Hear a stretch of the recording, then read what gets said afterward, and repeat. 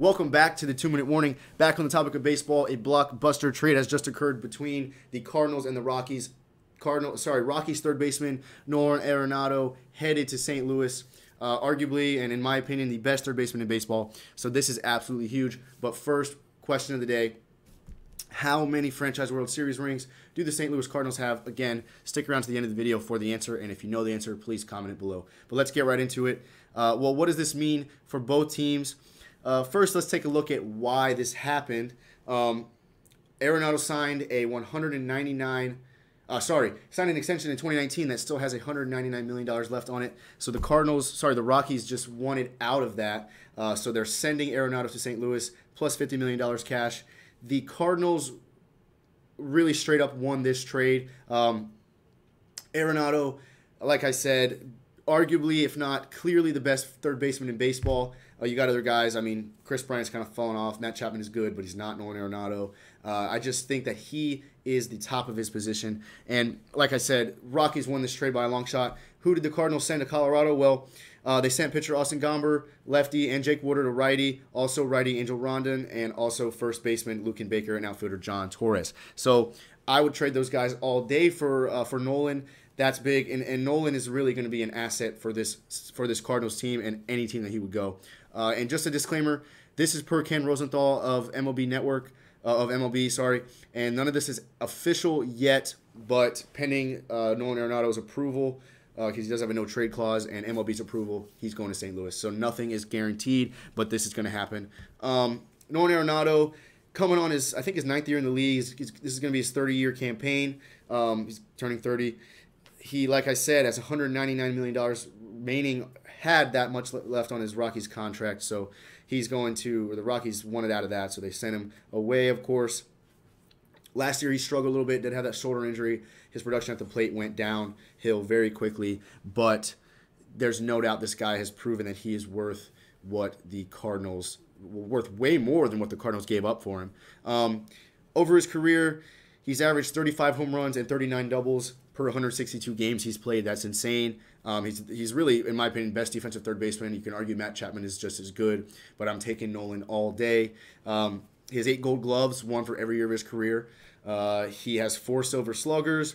He's got 5 top 10 finishes, 4 National League MVP. He's never won MVP, but he has been in the conversation more than several times. And I mean, yes, he's played his whole career with the Rockies. Some people make an argument that Coors Field is an advantage. I don't buy that. Look at DJ LeMahieu, left the Rockies, and now he's better than he's ever been. So baseball is baseball no matter where you play. Arenado is legit. So really, the Rockies, they're going to be bad. Trevor Story is really the last remaining player on that team that is really good. I love Trevor Story, probably one of my favorite shortstop in the league. Got a great swing, got a lot of power, whatever. But Trevor Story is going to be lonely there, and I think this Rockies team, if you're a Rockies fan, I'm sorry. I'm a Texans fan. We traded away DeAndre Hopkins for little to nothing. You guys just traded away Nolan. Similar situation. So if I'm a Rockies fan, I'm really upset. But if I'm a Cardinals fan, I just landed the deal of the season.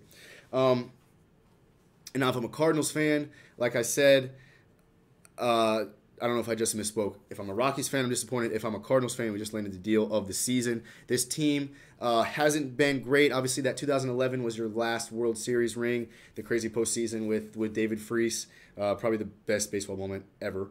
Haven't really been good since then, but last year, 30-28 winning record. The year before, 91-71, I believe, winning record. The year before, 88-24 winning record. So the Cardinals haven't been bad, and I think they were so in need of an elite hitter to really complement that lineup, and this is exactly what Nolan is. And I'm no Cardinals fan by any means, but I'm super excited to see what is in store for this Cardinals team in the future.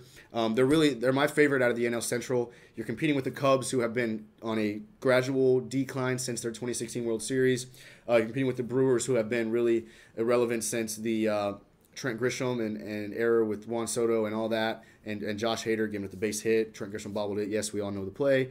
And the Reds and the Pirates, irrelevant.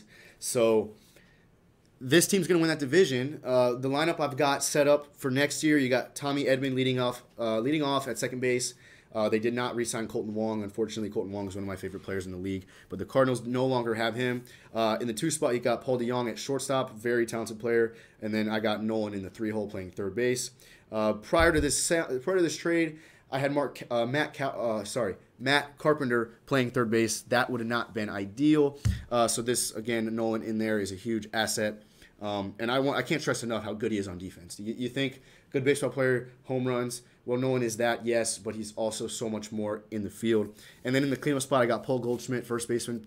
I'm a first baseman fan. Played first base, so I love Paul Goldschmidt. And then 5, I got Dylan Carlson playing left field, Dexter Fowler in right field, Yadi behind the plate, Harrison Bader in the center field spot, and then the 9 spot, if the National League approves or whatever takes the universal DH rule, Matt Carpenter will probably be in that 9 spot. So this is a talented lineup. Matt Carpenter has played his share of playoff baseball. Nolan has had a great career, not a whole lot of playoff baseball. Goldschmidt, the same way. Dexter Fowler, part of that Cubs World Series team. So this team's been around. And then, of course, they also have Tyler O'Neill, who's a reigning Gold Glove winner, to mix in there where they need him. These 2 teams, the Rockies and the Cardinals, really have a history of trading.